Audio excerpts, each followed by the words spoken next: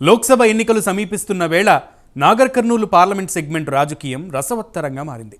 ప్రచారంలో కాంగ్రెస్, బీజేపీ, బీఆర్ఎస్లు వేగాన్ని పెంచుతున్నాయి. ఇంతకు ఇక్కడ ఎవరెవరు పోటీ పడుతున్నారు? ప్రధాన రాజకీయ పార్టీలు ఎవరిని బరిలోకి దించాయి? నాగర్ కర్నూలు పార్లమెంట్ సెగ్మెంట్లో రాజకీయ పరిస్థితి ఎలా ఉంది? Take a look. లోక్సభ ఎన్నికలు దగ్గర పడుతున్న కొద్దీ నాగర్ కర్నూలు పార్లమెంట్ సెగ్మెంట్లో రాజకీయం రసవత్తరంగా మారింది. సిట్టింగ్ స్థానాన్ని కైవసం చేసుకోవాలని బీఆర్ఎస్ పార్టీ పావులు కదుపుతుంటే కాంగ్రెస్ పార్టీ ఈసారి ఖచ్చితంగా విజయం సాధిస్తామని ధీమా వ్యక్తం చేస్తుంది. మరోవైపు బీజేపీ పార్టీ కూడా పూర్తి స్థాయిలో ఖచ్చితంగా విజయం సాధిస్తామని ప్రజలతో మమేకమవుతున్న సిచ్యువేషన్ అయితే కొనసాగుతుంది. నాగర్ కర్నూలు పార్లమెంట్లో జరుగుతున్నటువంటి రాజకీయంపై ప్రైమ్ లైన్ అందిస్తుంది గ్రౌండ్ రిపోర్ట్.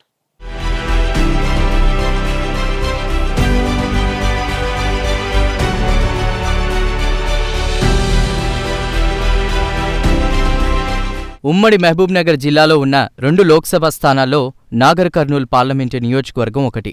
ఈ లోక్సభ నియోజకవర్గంలో 7 నియోజకవర్గాలు వనపర్తి, గద్వాల, నాగర్ కర్నూల్, కల్వకుర్తి, అచ్చంపేట, కొల్లాపూర్, అలంపూర్ నియోజకవర్గాలున్నాయి. ఇక్కడి జనాభా 17,72,086 మంది ఉన్నారు. ఓటర్ల సంఖ్య 14 లక్షలకు పైగా ఉంటుంది. ఈ పార్లమెంటు నియోజకవర్గంలో ఎస్సీల శాతం అధికంగా ఉంది. 19.04% ఎస్సీల జనాభానే ఉంది. ఈ నేపథ్యంలోనే నాగర్ కర్నూల్ లోక్సభ ఎస్సీ రిజర్వ్డ్ అయింది. 1962లో నియోజకవర్గం ఏర్పడిన నాటి నుండి నాగర్ కర్నూలు కాంగ్రెస్కు కంచుకోట. ఆ తరువాత తెలుగుదేశం పార్టీ ఇక్కడ జెండా పాతింది. కాంగ్రెస్ పార్టీ 9 సార్లు, టీడీపీ 4 సార్లు, బీఆర్ఎస్ ఇతరులు ఒక్కోసారి నాగర్ కర్నూల్లో విజయం సాధించారు. ఇక్కడ అత్యధిక సార్లు ఎంపీగా మందా జగన్నాథం గెలుపొందారు. 3 సార్లు టీడీపీ నుండి, ఒకసారి కాంగ్రెస్ పార్టీ తరపున విక్టరీ కొట్టారు. అన్నాదమ్ములైన ఏఆర్ మల్లు, మల్లు రవిలు ఇక్కడ 2 సార్లు ఎంపీలుగా గెలిచి అరుదైన ఘనతను సొంతం చేసుకున్నారు.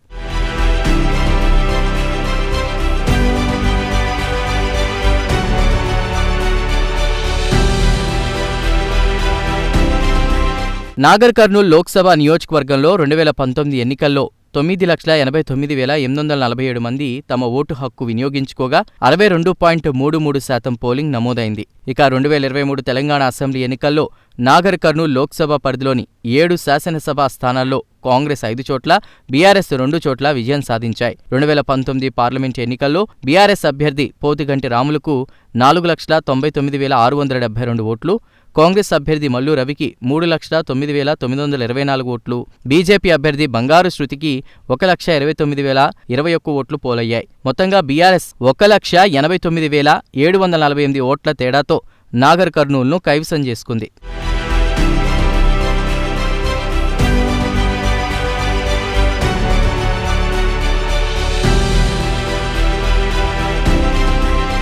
నాగర్ కర్నూల్ పార్లమెంటు నియోజకవర్గ పరిధిలో మెజార్టీ స్థానాలు కైవసం చేసుకోవడంతో పాటు రాష్ట్రంలో అధికారాన్ని దక్కించుకున్న కాంగ్రెస్ మంచి జోష్లో ఉంది. 1,00,000కు పైగా ఓట్ల మెజార్టీ రావడంతో ఆ పార్టీ టికెట్ ఎవరికి ఇచ్చినా గెలుస్తారన్న ప్రచారం జరుగుతోంది. ఉమ్మడి పాలమూరు సీఎం రేవంత్ సొంత జిల్లా కావడంతో నాగర్ కర్నూల్ పార్లమెంట్లో విజయాన్ని ఆ పార్టీ ప్రతిష్టాత్మకంగా తీసుకుంది. ఈ నేపథ్యంలో కాంగ్రెస్ పార్టీ మాజీ ఎంపీ మల్లు రవికి మరోసారి అవకాశం ఇచ్చింది. ఇప్పటికే 6 అసెంబ్లీ నియోజకవర్గాల్లో ఎన్నికల సన్నాహక సమావేశాలు నిర్వహించిన ఆ పార్టీ నేతలు మండల, గ్రామస్థాయి నాయకులను, కార్యకర్తలను ఎన్నికలకు సమాయత్తం చేశారు. నాగర్ కర్నూల్ పార్లమెంట్ అభ్యర్థి డాక్టర్ మల్లురవి గారు అత్యధిక మెజార్టీని గెలవబోతుండ్రు. ఎందుకంటే ఆయనకు ఇక్కడ నాగర్ కర్నూల్ పార్లమెంట్ ఏరియాలో మొత్తం కూడా వారి కుటుంబ సభ్యుల్లాగా వాళ్ళ అన్నకా నుంచి కూడా మొత్తం పాత మిత్రులు ఉన్నారు, పాత సంబంధాలు ఉన్నాయి. కాబట్టి అది కాకుండా రేవంత్ రెడ్డి గారి ఆధ్వర్యంలో కాంగ్రెస్ పార్టీ రాష్ట్రంలో అత్యధిక మెజార్టీని గెలిచింది. అదే కాకుండా ఈరోజు సంక్షేమ పథకాలు కూడా కాంగ్రెస్ పార్టీ ఆధ్వర్యంలో రేవంత్ రెడ్డి గారి ఆధ్వర్యంలో గణనీయంగా ఎక్కడ చూసినా 500 సిలిండర్ కానీ, ఈ మహిళలు బస్ పాస్ కానీ, ఇలాంటి కరెంటు బిల్లు కానీ ఇలాంటివి కూడా ఇంకా కూడా ఈ కోడ్ వలన ఇంకా కొద్ది ఎన్నిక జరుగుతుంది. కాబట్టి కోడ్ అయిపోగానే అన్ని సంక్షేమ పథకాలు ప్రజలకు వెళ్తాయి. కాబట్టి ఆ నమ్మకంతో ఈరోజు రాష్ట్రంలో కాంగ్రెస్ పార్టీ ఏర్పడింది. అదే నమ్మకం పైన డాక్టర్ మల్లురావు గారు అత్యధిక మేరకు గెలవబోతున్నారు.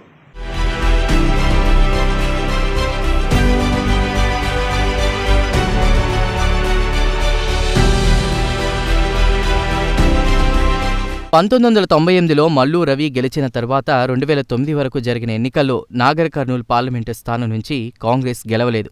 1999లో కేంద్రంలోని బీజేపీ ప్రభుత్వం అవిశ్వాసంలో ఓడిపోయాక జరిగిన ఎన్నికల్లో కాంగ్రెస్ నుంచి పోటీ చేసిన మల్లు రవిపై టీడీపీ అభ్యర్థి మందా జగన్నాథం గెలిచారు. 2004లో టీఆర్ఎస్, కాంగ్రెస్ పొత్తుతో హస్తం పార్టీకి పోటీ చేసే అవకాశమే రాలేదు. 2009లో టీడీపీ నుంచి కాంగ్రెస్లో చేరి పోటీ చేసిన మందా జగన్నాథం విజయం సాధించారు. 2014లో రాష్ట్రం ఏర్పడి టీఆర్ఎస్ ప్రభుత్వం వచ్చాక జరిగిన ఎన్నికల్లో కాంగ్రెస్ నుంచి ఎల్లయ్య గెలిచారు. 2019లో బీఆర్ఎస్ అభ్యర్థి పోతిగంటి రాములు విక్టరీ కొట్టారు. దీంతో ఈసారి ఎలాగైనా నాగర్ కర్నూలు సీట్ను తన ఖాతాలో వేసుకోవాలని కాంగ్రెస్ పట్టుదలతో ఉంది. ప్రస్తుత వాతావరణం కూడా ఆ పార్టీకి అనుకూలంగా ఉండడంతో కాంగ్రెస్ ఎమ్మెల్యేలు సెకండ్ క్యాడర్ గెలిపే లక్ష్యంగా పనిచేస్తున్నారు. రాష్ట్రంలో కాంగ్రెస్ అధికారంలో ఉండడం, 6 గ్యారెంటీల అమలు, జాబ్స్ నోటిఫికేషన్తో తమ గెలుపు నల్లేరుపై నడకే అని ఆ పార్టీ లీడర్లు అంటున్నారు.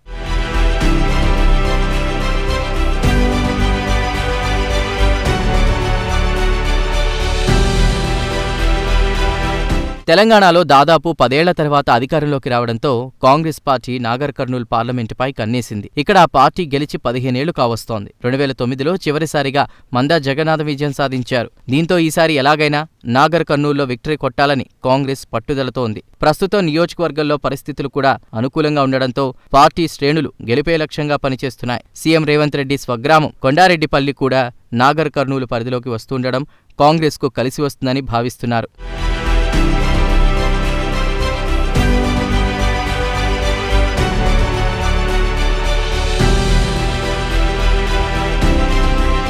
అసెంబ్లీ ఎన్నికల్లో ఓటమితో ఢీలాపడ్డ బీఆర్ఎస్ నుంచి సిట్టింగ్ ఎంపీ చేజారడం ఆ పార్టీకి మైనస్గా మారింది. దీటైన అభ్యర్థి లేకపోవడంతో డైలమాలో పడింది. ఈ క్రమంలో బీఎస్పీ రాష్ట్ర చీఫ్ ఆర్ఎస్ ప్రవీణ్ కుమార్ను బీఆర్ఎస్ పార్టీలో చేర్చుకున్నారు. ఆర్ఎస్ ప్రవీణ్ కుమార్ కూడా నాగర్ కర్నూల్ లోక్సభ నుండి పోటీ చేయడానికి ఆసక్తి చూపడంతో బీఆర్ఎస్కు అభ్యర్థిని వెతికే పని తప్పింది. ఈ నేపథ్యంలో నాగర్ కర్నూల్ పార్లమెంటు నుండి ప్రవీణ్ కుమార్ను రంగంలోకి దింపింది. ఈ నియోజకవర్గ పరిధిలో సన్నాహక సమావేశాలు పెడుతున్న ప్రవీణ్ పనిలో పనిగా బీజేపీ, కాంగ్రెస్పై విమర్శనాస్త్రాలు ఎక్కుపెడుతున్నారు. గద్వాల జిల్లా అలంపూర్ నియోజకవర్గానికి చెందిన ప్రవీణ్ కుమార్ పోటీలో ఉంటే స్థానికులతో పాటు బీఎస్పీ ఐడియాలజీ ఫాలో అయ్యేవాళ్లు, బీఆర్ఎస్ ఓటు బ్యాంకు కలిసి వస్తుందని కూడా లెక్కలేసుకుంటున్నారు. కాగా ఎన్నికల్లో ప్రవీణ్కు బీఆర్ఎస్ మాజీ ఎమ్మెల్యేలు ఎంతవరకు మద్దతిస్తారనేది తేలాల్సి. నా పేరు ఎడ్ల నరసింహగౌడ్, మున్సిపల్ చైర్మన్ అచ్చంపేట. రేపు జరగబోయే పార్లమెంట్ ఎన్నికల్లో కేసీఆర్ గారి ఆశీర్వాదంతో, కేసీఆర్ దీవెనతోటి ఈ యొక్క నాగర్ కర్నూల్ పార్లమెంటు పరిధిలో అభ్యర్థిగా ఉన్న ఆర్ఎస్ ప్రవీణ్ కుమార్ సార్ గారు భారీ మేరతో గెలవబోతున్నారు. ఎందుకంటే వారు విద్యావేత్త, దాదాపు ఆయన ఒక ఐపీఎస్ హోదాలో ఉండి వారు ఈ యొక్క దేశాన్ని కానీ రాష్ట్రాన్ని కానీ వారు ఎంతో సేవ చేయడం జరిగింది. అంతేకాదు మరి ఏదైతే గురుకులాలు ఉన్నాయో ఈ గురుకులాల వ్యవస్థ మరి చెడిపోయే దశలు ఉన్నప్పుడు గురుకులంలో విద్యా వ్యవస్థ మంచిగా లేని సందర్భంలో వారు ఈ యొక్క ఐపీఎస్ను వదులుకొని గురుకులాల సెక్రటరీ ఉండి ఒక గురుకుల వ్యవస్థను మారుస్తూ ఎంతోమంది విద్యార్థులకు వారు ఒక మంచి నాణ్యమైన విద్యనిచ్చి, నాణ్యమైన ఫుడ్డునిచ్చి వారికి ఈరోజు ఈ యొక్క అనేక మందిని ఒక ప్రజలు తీర్చిదిద్దిన ఘనత ఈరోజు ఆర్ఎస్ ప్రవీణ్ కుమార్ సార్ గారు.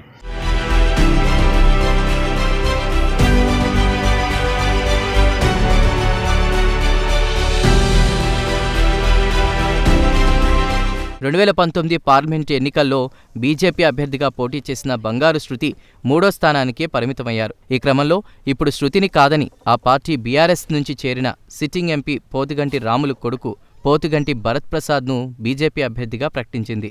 వెటర్నల్ లీడర్గా, వివాదరహితుడిగా ఎంపీ రాములకు పేరుంది.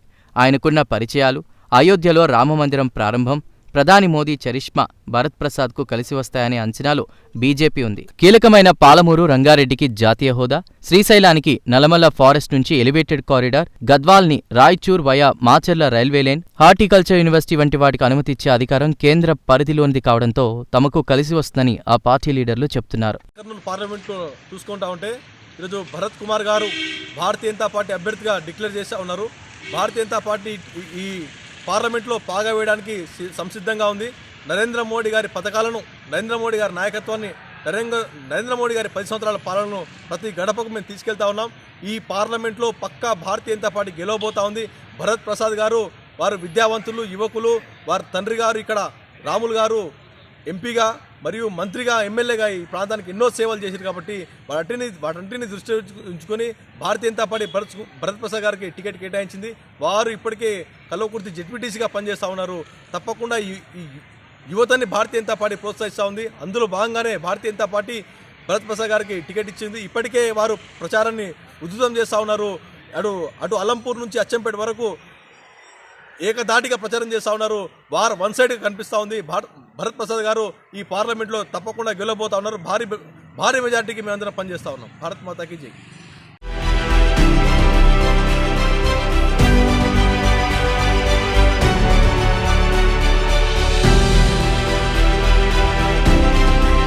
ఈ నియోజకవర్గం ఎస్సీ రిజర్వ్డ్ కావడంతో ప్రధాన పార్టీలు ఆచితూచి అడుగులు వేస్తున్నాయి. బీజేపీ, బీఆర్ఎస్ పార్టీలు నియోజకవర్గంలో అత్యధికంగా ఉన్న మాదిగ సామాజిక వర్గం ఓట్లను ఆకర్షించడమే లక్ష్యంగా ముందుకు సాగుతున్నాయి. ఈ నేపథ్యంలో ఈ రెండు పార్టీలు మాదిగ సామాజిక వర్గానికి చెందిన నేతల్ని అభ్యర్థులుగా బరిలోకి దింపాయి. కాంగ్రెస్ పార్టీ మాత్రం రాష్ట్రంలో అధికారంలో ఉండడం, పార్లమెంటు పరిధిలోని 7 అసెంబ్లీ స్థానాల్లో 5 చోట్ల కాంగ్రెస్ ఎమ్మెల్యేల బలం, అలానే మల్లు రవికి నియోజకవర్గంతో ఉన్న అనుబంధాన్ని విశ్వసిస్తూ అడుగులు వేస్తోంది. రాష్ట్రంలో మారిన రాజకీయ పరిణామాలు, దేశవ్యాప్తంగా ఎన్నికల అంశాలు నియోజకవర్గంలో ప్రభావం చూపే అవకాశం ఉంది. తండ్రి అడుగుజాడలో తొలిసారి పార్లమెంట్లో అడుగుపెట్టాలని బీజేపీ అభ్యర్థి భరత్ ప్రసాద్ సర్వశక్తులు ఒడ్డేందుకు సిద్ధమయ్యారు.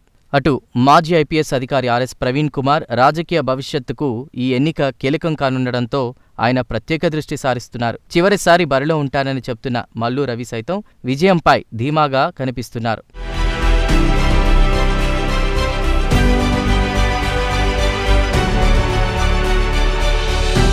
మొత్తం మీద నాగర్ కర్నూల్ పార్లమెంటులో సత్తా చాటేందుకు అధికార పార్టీ స్కెచ్లు వేస్తుంటే పట్టు నిలుపుకునేందుకు బీఆర్ఎస్ పావులు కదుపుతున్నట్టు తెలుస్తోంది. ఈ ఎన్నికల్లో అయినా బీజేపీ బోణీ కొట్టి మోడీకి గిఫ్ట్ ఇవ్వాలని గంపెడు ఆశలు పెట్టుకుంది. పోటీ 3 పార్టీల మధ్య ఉన్నప్పటికీ విజయం ఎవరిని వరిస్తుందో అర్థం కావడం లేదు. మరి నాగర్ కర్నూల్ కోటపై ఎవరి జెండా ఎగురుతుందో తెలియాలంటే మరికొన్ని రోజులు వేచి చూడాల్సిందే.